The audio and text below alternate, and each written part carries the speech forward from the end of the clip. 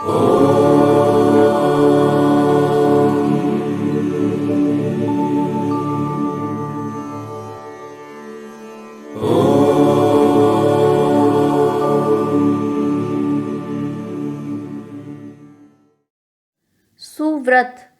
भगवान कहते हैं, जो एक बार भी मेरी शरण आकर मैं तुम्हारा हूँ ऐसा कहकर मांगता है, उसे मैं सब प्राणियों से अभय कर देता हूँ। यही मेरा व्रत है। भगवान के सभी व्रत और संकल्प शुद्ध, सात्विक एवं कल्याणकारी हैं, इसलिए सुव्रत नाम से विख्यात हैं। सुमुख, जिसका मनोहर मुख है। सत सुंदर है और सौंदर्य ही सत है। सभी स्थितियों में परमेश्वर सदा आनंदित रहता है और उसके मुख पर शांति का गौरवमयी सौंदर्य सदा छिटका रहता है।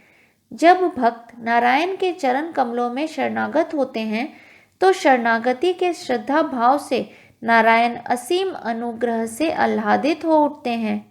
सूक्ष्म, जो सूक्ष्म से भी सूक्ष्म है।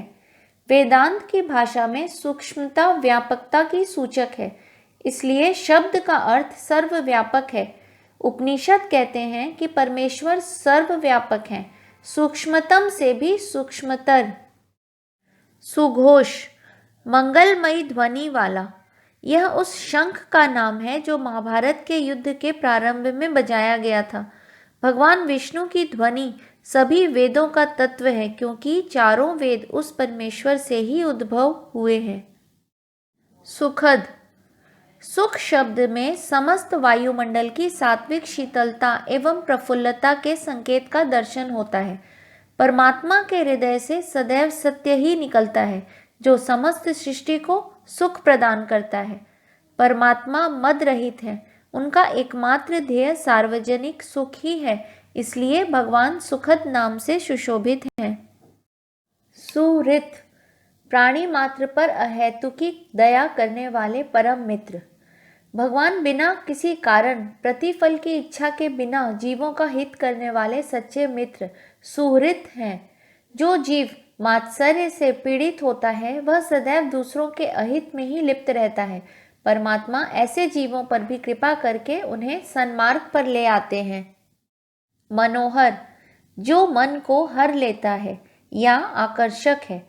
ईश्वर न केवल मूर्तिमान सौंदर्य हैं, परंतु उनका सौंदर्य भक्तों को विषयों से परे कर अपनी ओर आकर्षित करता है। इसलिए वह विष्णु ही हैं जो अपने भक्तों के हृदय में प्रबल सुख उत्पन्न करते हैं और उन्हें नित्य साधना में समय व्यतीत करने के लिए बाध्य कर देते हैं।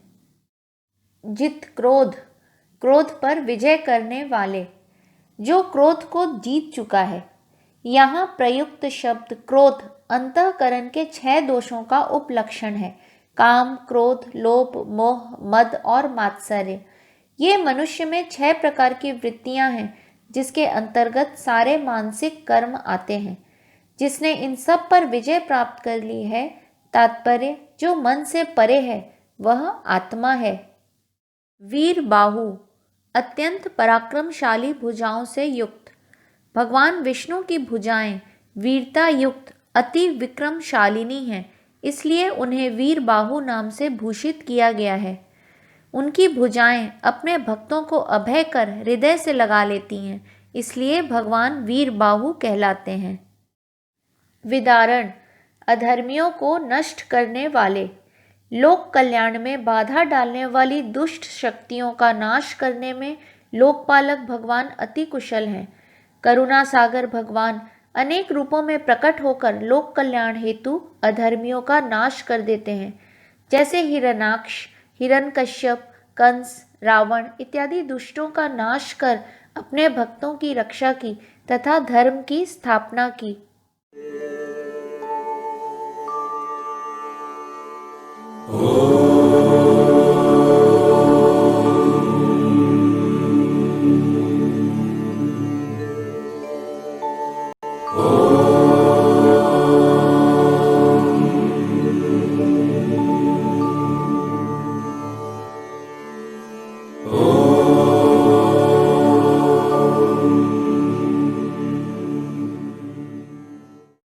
स्वापन, भगवान विष्णु के पास समष्टि वासना माया का उपकरण है, जिसके द्वारा वे स्वयं को ईश्वर के रूप में अभिव्यक्त करते हैं।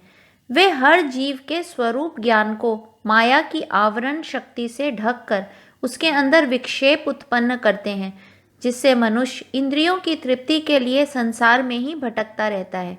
ईश्वर को स्वापन कहा है क्योंकि वह परम शक्तिशाली सम्मोहन शक्ति माया के स्वामी हैं। स्ववश भगवान ब्रह्मांड नायक कहलाते हैं। उन पर किसी का भी नियंत्रण हो ही नहीं सकता है। सृष्टि की रचना एवं उपसंहार उनकी इच्छा से ही होता है। कर्ता सदैव स्वतंत्र ही होता है।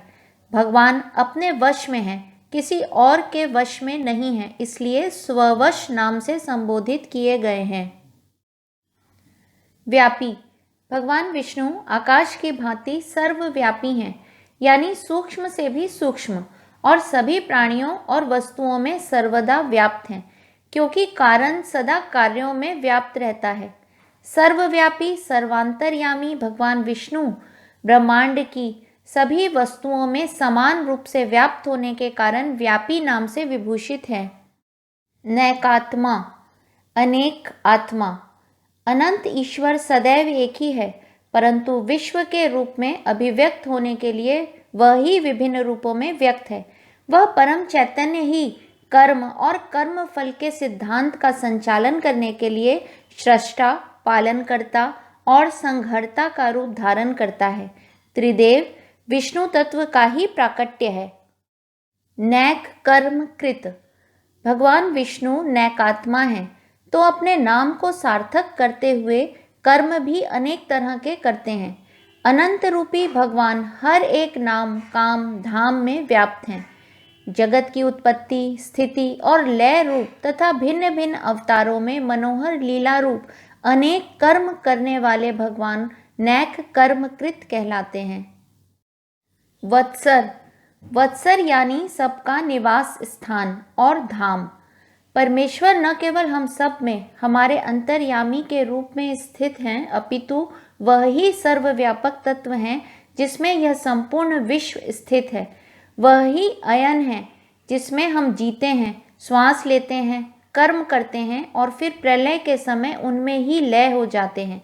इसलिए वत्सर नाम से भी भगवान विष्णु जाने जाते हैं। वत्सल पूरी सृष्टि को अपने अंदर परम आश्रय देने वाले श्री भगवान का वात्सल्य अवर्णनीय है।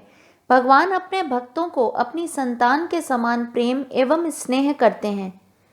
जिस प्रकार माता अपनी संतान का ध्यान स्वयं की चिंता किए बिना ही करती है, उसी प्रकार भक्त वत्सल भगवान विष्णु अपने भक्तों के हित के लिए उनके पीछे पीछे दौड़ते हैं। वत्सी वत्सी यानी जनक परमेश्वर की असंख्य संतान हैं। वे संपूर्ण प्राणी जाति को अपनी संतान मानते हैं, इसलिए उनका पालन पोषण स्वयं करते हैं। वत्सी का एक और अर्थ है वृंदावन में बछड़ों का पालन करने वाले।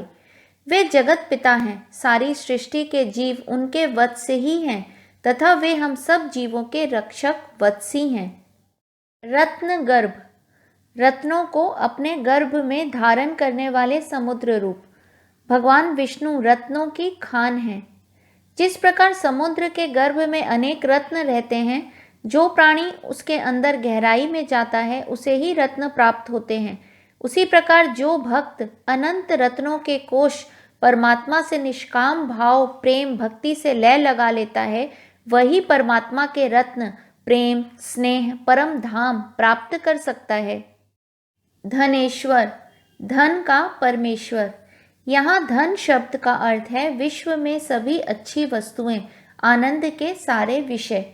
पुराणों में उसका वर्णन देवी लक्ष्मी के स्वामी लक्ष्मीपति के रूप में किया गया है और इस प्रकार वे सर्वदा संपूर्ण श्री के स्वामी हैं। सबसे बड़ा धन निस्संदेह मुक्ति है और परमेश्वर नारायण इस महान धन के ईश्वर हैं। वे सच्चे भक्तों को प्रकृति के आवरण के परिणाम स्वरूप अनुभूत बंधन और दुखों से मुक्ति प्रदान करते हैं। हरि ओम। श्री विष्णवे नमः।